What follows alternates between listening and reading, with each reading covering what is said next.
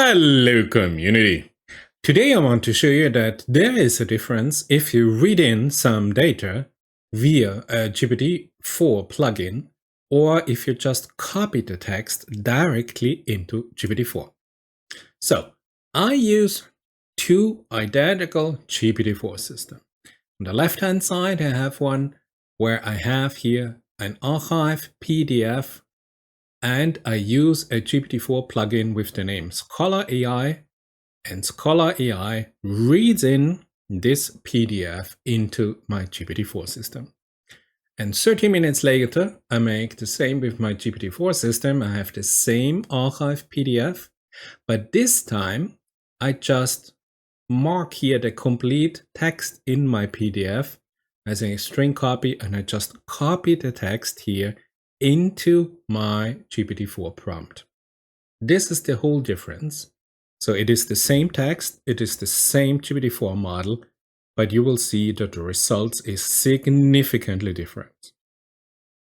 And to test it further, I have test questions, identical test questions. I ask here system A and for the system B. And you will see that sometimes system A, where we have to read in via a plugin, will fail. So we have to add additional questions to come to a correct answer. And you will see that here, if I copy here the document completely in the long context window of GPT-4, 32K, 64K, whatever you have, then the results are significantly better, especially if I have a look at the mathematical formulation, you will notice a significant difference. So this is what I'm going to show you. Now let's start with the demonstration. So we have here a PDF, and as you can see, I made just string copy and imported here the PDF with a string command. So now GPT-4 comes up and says, okay, LongNet model, a variant of the transformer, ultra-long sequences up to 1 billion token, key feature of LongNet, implementation of dilated attention, which simplifies computational complexity from quadratic to linear. This is beneficially in dealing with long sequences, yes. Can also serve as a distributed trainer, parallelizing the training of a sequence across multiple GPUs. Researcher implemented a distributed algorithm which exploit the linear computational complexity of LongNet to train on a sequence dimension. The algorithm splits the input sequence across GPUs, computes attention locally for smaller segment length, and distributes key and values for longer segment across devices. Beautiful. So I now have here the same question. Explain in detail the mathematical mechanism of dilated attention in contrast to self-attention.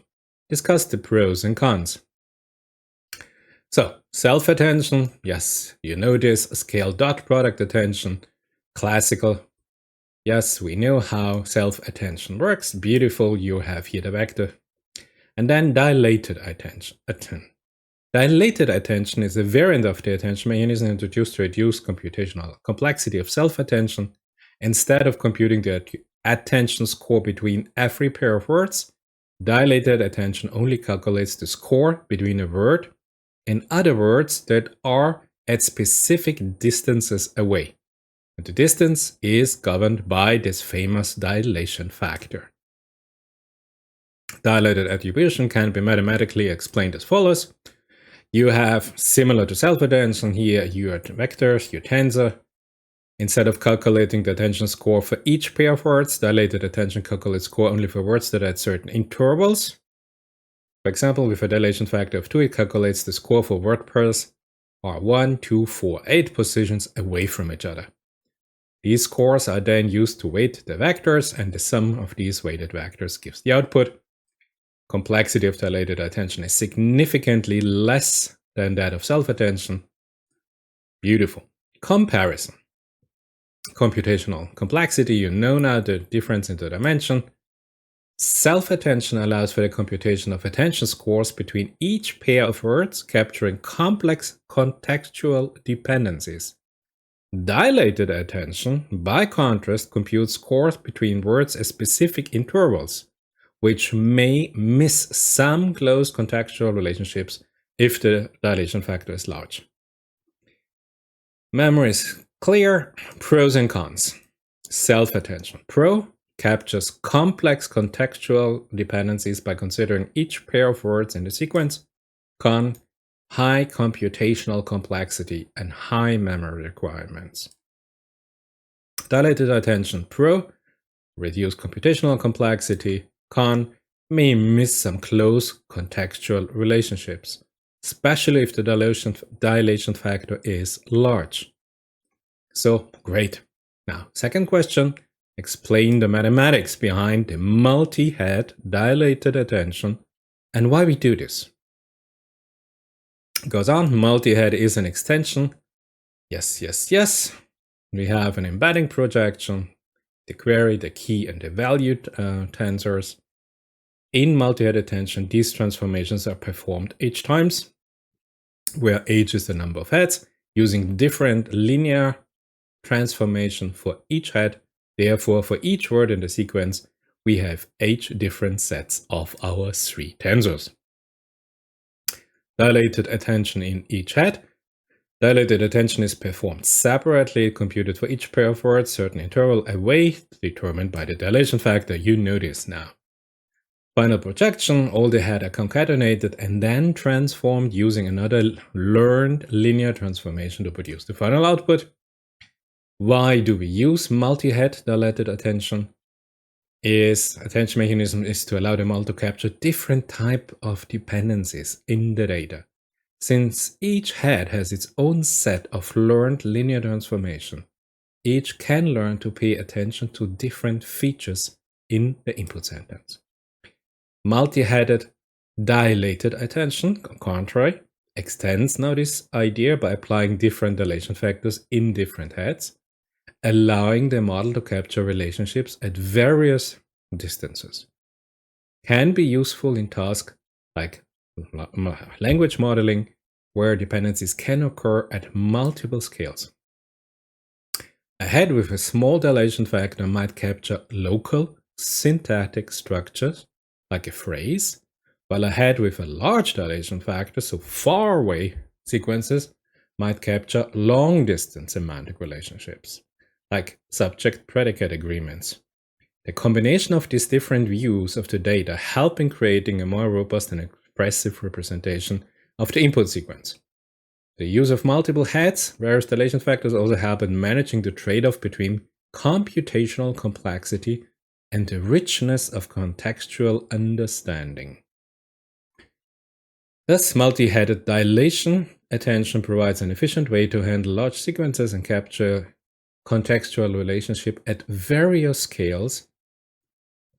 Show me the mathematical formula for dilated attention. Dilated attention. Sorry, my mistake. Mathematical formula. Standard self-attention. Yes, yes, yes. Attention score. Yes, okay. Softmax. Yes, we know this. Output vector for the each word. For dilated attention, the computation is slightly modified. The attention score is computed only for pairs of words that are a certain interval apart, determined by the dilation factor. So we have the dilation factor now, of course, in our attention scores between the ith word and the I plus d word. Softmax computed rates, yes. Output vector is then here. The summation, beautiful. It is worth noting that the number of intervals at which the attention score is calculated depends on the dilation factor. Yes, yes, yes. Softmax operation ensures that the attention scores sum to 1 and can be interpreted as probabilities indicating how much each word should contribute to the final output. So you see, a really intense explanation. So we go on. Explain the mathematics of sparsified segments. An approach in the dilated attention mechanism where attention is not paid to every token in the sequence, but instead attention is focused on a specific subset of tokens that are sparsely separated in the sequence. This process can be visualized as partitioning the input sequence into segments and only calculating attention within each segment, therefore hence sparsified. Let's assume you have an input sequence in a non-sparse attention mechanism. Attention would be calculated across all possible pairs in the sequence, resulting in a computational complexity of n squared. In contrast, sparsified attention may brown the sequence into segments. Can vary, but one common approach is strided sparsification. For a stride of size S, we might attend to every best token in the sequence. This means that instead of attending to every token in the sequence, like in the self-attention, we only attend to a subset. Let's denote the segment of length L. Mathematically, attention is a segment is computed as attention scores between the ith and the jth word within the same segment, softmax, output vector for all j's in the segment. This reduces the computational complexity per segment, where L is the segment length, which is substantially smaller than n. This approach has the potential to greatly reduce computational and memory demands. The downside is that it may limit the ability of the model to capture long-range dependencies, since attention is not directly calculated between tokens in different segments. This mitigation might, I have to come back to this, okay? Okay, now show me the complete mathematics of dilated attention. So here we go. Let's illustrate the dilated attention mechanism with a focus on strided sparsification for the sake of simplicity. Assume we have an input sequence X of length n, and we will use S for the stride size.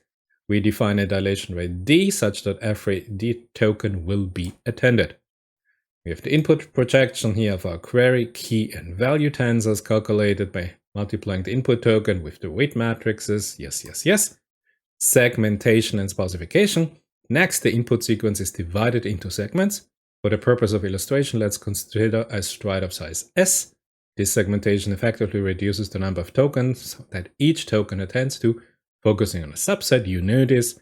Each segment is of size L. We have n divided by L segments. Now, scale dot product attention within our segments. You know this. Yes. Softmax is applied. Output is computed by multiplying these weights with the value factor for each token, great aggregation of outputs, and we have the final projection. Each output vector is projected back into the original space by multiplying it with another weight matrix W. This mechanism allows for an attention computation over large sequences with significantly reduced computational and memory demands. Drawback of potentially missing long-range dependencies. Yes, yes, yes. This is an explanation given for the strided sparsification. There are also other methods for segmenting the input and performing sparsified attention, which might be yes, yes, yes. And you remember that I read, however, it does have the drawback of potentially missing long-range dependencies. But this is why dilated attention was invented. So I say, hey, dilated attention is invented to take care about this long segment relationship. So how can you write, it does have the drawback of potentially missing long-range dependencies? And GPT-4 comes back and says, you're correct. I apologize for the oversight, so be careful. GPT-4 sometimes tries to trick you. Says, dilated attention is indeed designed to capture long-range dependencies in an efficient manner, particularly useful in cases where the input sequences are very long. In the normal self-attention, every token attends to every other token, computational expensive, memory expensive, you know now all of this. And with dilated attention, we reduce the computational cost with this approximation. The mathematical steps for dilated attention largely follows those for self-attention, but the attention scores are calculated only between tokens that are a multiple of the dilation rate apart. Now, again, you know all of this. We just went through all of this. And then we have it. The advantage of this approach is that it captures long-range dependencies while significantly reducing computational complexity, making it more feasible to process long sequences. Downside, dilated attention might miss some of the smaller contextual information that regular self-attention would capture if applied, as it focuses only on tokens that are a certain distance apart. Beautiful. You see, this is it. If I just copied with string copy the complete PDF file here into, as you can see here, just GPT-4, and then I started here with the same analysis and I asked absolutely the same question. So you see now the difference if you use here a PDF reader to bring in PDF text, or you really just string copy that complete PDF file into here now GPT-4. And the more context lengths you have, 32K, 64K, whatever, 100 plus K, you have here now the ability that is absolutely in a stark difference to the data that are read in by the read the PDF plugin for GPT-4. I hope it was a little bit informative. It was not intuitive. I still tried to explain the exact reason what happened within the plugins, but unfortunately, the code for the plugins, I have not found really the complete open source version. Anyway, I hope it was informative, you enjoyed it. Would be great to see you in my next video.